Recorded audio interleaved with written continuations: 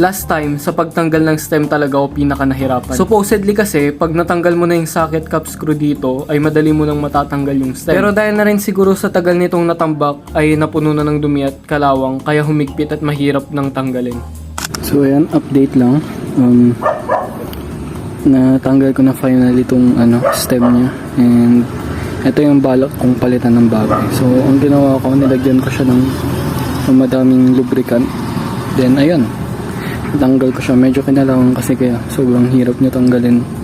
Ngayong araw naman ay susubukan kong tanggalin itong buong crankset at bottom bracket. Kaso sa pagtanggal pa lang ng crank arm ay nahirapan na ako. Akala ko after removing the bolt na nag-hold sa crank arm ay madali nang tanggalin. So ayun, akala ko mahigpit lang dahil sa dumi. So puweneras ako talaga. Sinubukan ko kung kaya kong tanggalin by hand. Pero na-discover ko by looking in the internet na meron pala talagang ginagamit na tool para matanggal tong crank arm.